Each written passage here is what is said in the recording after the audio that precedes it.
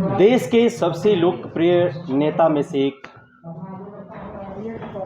चंद्रशेखर आज़ाद, जिसको रावण के नाम से भी पूरा देश जानता है, युवाओं के लोकप्रिय नेता हैं, युवाओं के प्रेरणा स्रोत हैं, इंस्पिरेशन हैं। और उनके नेतृत्व में 15 मार्च 2020 को नोएडा में कांसीराम के जन्म दिवस पर आज़ाद समाज पार्टी का गठन किया गया था।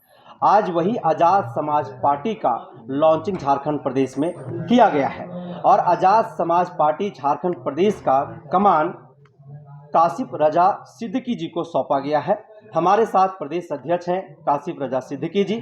आज प्रेस क्लब में इन लोगों की एक बैठक की गई है। बैठक किन उद्देश्यों के लिए किया गया है, बैठक में क्या कुछ बातचीत हुई है, काफ़ी संख्या में लोग यहाँ पर जो है सो प्रेस क्लब का जो सभागार है उस सभागार में लोगों की उपस्थिति हुई है। पूरे राज्य से लोग यहाँ पर आए हुए हैं, संगठन का विस्तार भी किया होगा।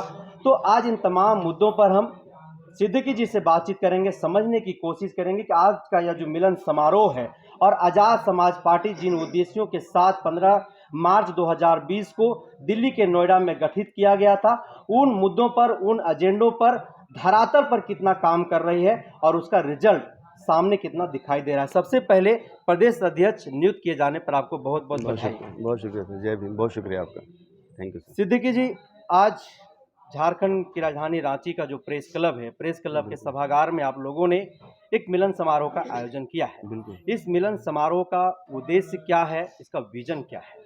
देखिए, हम लोगों ने आज जो प्रेस क्लब में ये जो प्रेस कॉन्फ्रेंस रखा था और मिलन समारोह का जो आयोजन किया है, इसका मकसद ये है कि जो नवनियुक्त जो पदाधिकारी हैं, जो पूरे झारखंड से हैं पदाधिकारी, उन सारे लोगों को इंट्रोडक्शन हो जाए और जो भीम आर्मी की टीम ऑलरेडी काम कर रही है वो कितनी हद तक काम कर चुकी है, किन मुद्दों को एड्रेस कर चुकी है और किन मुद्दों को हमें पॉलिटिकल एड्रेस करना है, उन मुद्दों को हम लोग एस्टैब्लिश करने के लिए आज यहाँ पर आए हैं।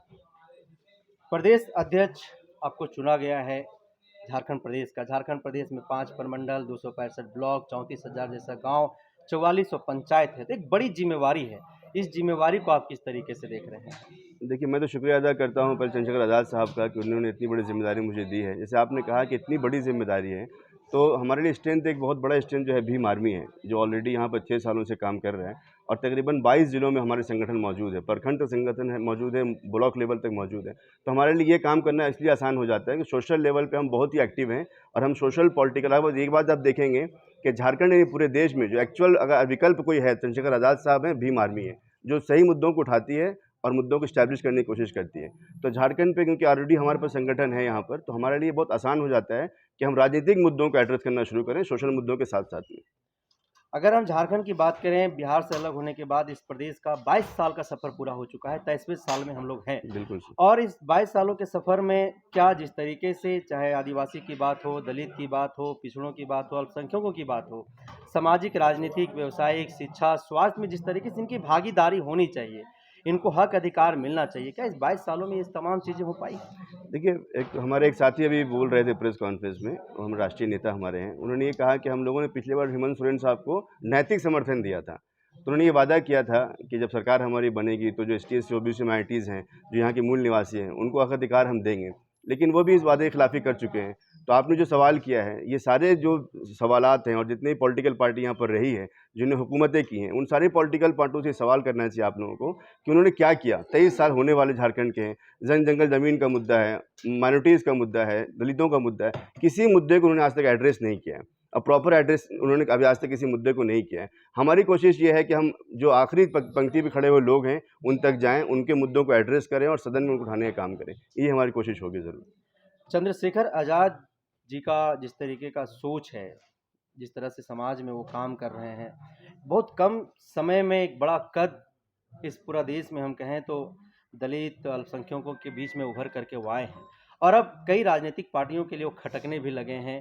और बीच में आपने देखा होगा कि दिन दहाड़े उन पर जो है सो हमला भी किया गया। इन तमाम चीज़ों को किस तरीके से देख रहे हैं आप लोग? देखिए, जो पॉलिटिकल पार्टी इस्टेब्लिश है, उनको ये डर लगने लगा है कि चंद्रशेखर आज़ाद कहीं न कहीं सही मुद्दों तो लोगों को बुलाना शुरू कर रहे हैं। आप देखें कि झारखंड में या फिर पूरे देश में जो करप्शन है, महंगाई, बेरोज़गारी, सांप्रदायिकता चरम पे है।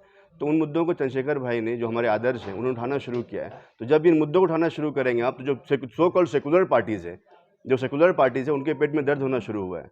तो मैंने एक बात अभी भी कहा कि हम उनको सेकुलरिज्म सिखाने आए हैं, उनको हम राजनीति सिखाने के लिए हम लोग मेहनत कर रहे हैं। और ये हम लोग की, और हम लोग राजनीति सीखने आए हैं, ऐसा नहीं कि हम राजनीति सीखे हुए लोग हैं, बट हम क्योंकि ईमानदार लोग हैं, राजनीति हम सीखेंगे ज़रूर, सिखाएंगे भी लोगों को। सिखाएंगे आप लोगों ने एक जो आप लोगों ने प्रेस रिलीज आप लोगों ने लिखा है उसमें एकदम साफ तौर पर आप लोगों ने लिखा है कि इस प्रदेश में लगातार जो है चाहे दलितों की बात हो चाहे अल्पसंख्यकों की बात हो मॉब लिंचिंग की जा रही है। लेकिन राज्य के जो वर्तमान मुखिया हैं हेमंत सोरेन वो कह रहे हैं कि जब से मेरी सरकार आई है इस प्रदेश में मॉब लिंचिंग के कोई न तो घटनाएं हुई है न ही कोई मामला हम लोगों के बीच में आया है। आप लोग साफ तौर पर कह रहे हैं कि मॉब लिंचिंग की घटनाएं लगातार जो है इस प्रदेश में हो रही है। सर अभी कुछ दिन पहले रामगढ़ में जो मॉब लिंचिंग हुई उसमें 22-23 लोग दिखते हैं मीडिया में, 22-23 लोगों का कैप्चर किया गया है, मीडिया फुटेज आया, और उनका कहना है 2-3-4 लोग थे। मैंने खुद भी एसपी साहब से बात की, उनका कहना था कि मॉब लिंचिंग नहीं, ये सामान्य घटना है।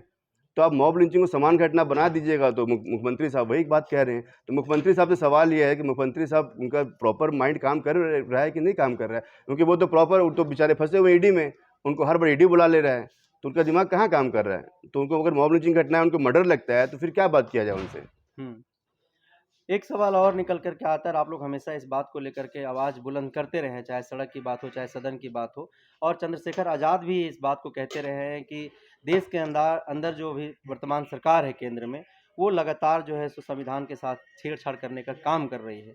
इसको लेकर के आप लोगों के पास क्या रणनीति, कैसे इसको रोकिएगा आप लोग, क्योंकि ये बहुत बड़ी चुनौती है। देखिए, बाबा साहब अम्बेडकर ने संविधान जो बनाया था, जनहित मुद्दों पे बनाया था, हर तबके के लिए बनाया था, लेकिन उस संविधान की अवहेलना की जा रही है, पूर्ण रूप से अवहेलना की जा रही है।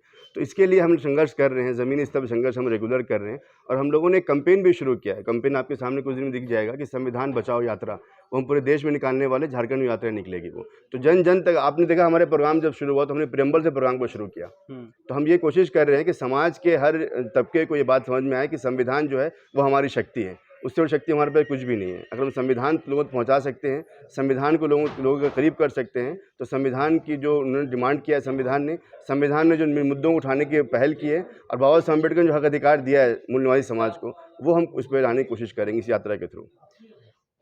सिद्दीकी साहब 2024 में लोकसभा का भी चुनाव होना है, उसके कुछ ही महीनों बाद झारखंड में विधानसभा का भी चुनाव होना है। चुनाव से संबंधित इस सम्मेलन में कोई बातचीत हुई कि हम लोग कैसे चुनाव लड़ेंगे, क्या हमारा एजेंडा होगा, ऐसा कुछ बातचीत हुआ है? देखिए, यकीनन जब पॉलिटिकल पार्टी होती है उसका उद्देश्य चुनाव लड़ना होता है। अगर जो पॉलिटिकल पार्टी झारखंड में पहले से थी, उन्होंने अगर यहाँ के लोगों को अधिकार दिया होता तो हम यहाँ पर कभी भी नहीं आते। लेकिन उन लोगों ने यहाँ के लोगों को अमन और चैन छीनने का काम किया, इसलिए हम यहाँ पर आए हैं। और हम यकीनन चुनाव लड़ेंगे, मजबूती से लड़ेंगे, और मुद्दे साफ साफ मुद्दे हैं।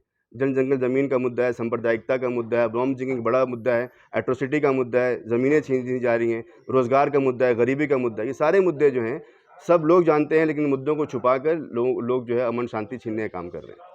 क्या यहाँ पर ऐसी भी कोई बातचीत हुई कि बहुत जल्द चंद्रशेखर आज़ाद जी का कोई कार्यक्रम इस प्रदेश में बड़ा कार्यक्रम देखने के लिए मिलेगा लोगों को? बिल्कुल, हम लोग झारखंड के 4-5 ज़िलों में और मोरहाबादी मैदान में बड़ा कार्यक्रम बहुत जल्द करने वाले हैं। उसकी घोषणा हम लोग 1 महीने के अंदर कर देंगे। 1 महीने के अंदर करेंगे। बिल्कुल सर। एक आखिरी सवाल लेंगे हम, क्योंकि अब राजनीतिक पार्टी का गठन यहाँ पर भी हो गया है, लॉन्चिंग कर लिया गया है। तो इससे पहले वन नेशन वन इलेक्शन की बातचीत की बात जो है सो छिड़ गई है, समिति का भी गठन कर लिया गया है। आपकी पार्टी का और खास करके सिद्दीकी साहब का व्यक्तिगत तौर पर क्या इस पर जो है? देखिए, वन नेशन वन इलेक्शन जो पॉलिसी है, जो जिन लोगों ने इस पॉलिसी को बनाने की पहल की है, उनके जो मानसिकता है उस पे तो सवालिया निशान खड़ा होता है। और one nation one India one nation या वन कंट्री वन नेशन और वन इलेक्शन का जो मामला है, ये इस देश में हो नहीं सकता। मेरा अपना ये मानना है कि पॉसिबल नहीं इस कंट्री में कर पाना। इसलिए और ये पूरे तौर पर एक तरफा इलेक्शन कराकर और उसमें घोटाला करके जीतने का मामला है, सीधा ये मामला है। अच्छा, कितने जिलों का जो है सो जिला अध्यक्ष कमेटी का गठन कर लिया गया, प्रखंड स्तर पे, पंचायत स्तर पे, क्या गठन हुआ है, थोड़ा सा ये भी दर्शकों को सर, अभी तो हम लोग की स्टेट टीम में गठन हुआ है। अब हम लोग आने वाले 7 दिनों से 15 दिनों के अंदर में जिला टीम गठित कर देंगे। फिर जिला अध्यक्ष की जिम्मेदारी होगी प्रखंड लेवल तक, बूथ लेवल तक मैनेज करने की। तो हमारे साथ आज़ाद समाज पार्टी के प्रदेश अध्यक्ष काशी प्रजा सिद्दीकी जी थे। इन्होंने आज का जो सम्मेलन प्रेस क्लब में आयोजित किया गया था, खास तौर पर जो आज नई कमेटी की गठन की गई है, उस कमेटी को जागरूक करने को लेकर के, और ख़ास करके जो आज़ाद समाज पार्टी को यहाँ पर लॉन्चिंग की गई है, उस आज़ाद समाज पार्टी का उद्देश्य क्या है, विजन क्या है, आगे हमारी पार्टी क्या करेगी, तमाम मुद्दों पर जो है सो यहाँ पर बातचीत हुई है। साथ ही अब तक की जो सरकारें इस राज्य के अंदर, इस प्रदेश के अंदर रही है, उन्होंने चाहे आदिवासी समुदाय की बात हो, चाहे अल्पसंख्यक समुदाय की बात हो, चाहे आदिवासी समुदाय की बात हो, चाहे पिछड़े वर्ग की बात हो, इस सभी समुदाय के लोगों को ठगने और छलने का जो है सो उन लोगों ने काम किया है। और कहीं ना कहीं आज जैसा कि साफ तौर पर ये कह रहे थे, इसीलिए हम लोगों को राजनीति में आ जाना पड़ा है अपने हक अधिकार की लड़ाई लड़ने के लिए। तो आज़ाद समाज पार्टी की आगे की गतिविधियां क्या होगी, आगे की रणनीति क्या होगी, इससे संबंधित लगातार अपडेट हम आप तक पहुंचाते रहेंगे। तब तक आप बने रहिए हमारे साथ। जोहार।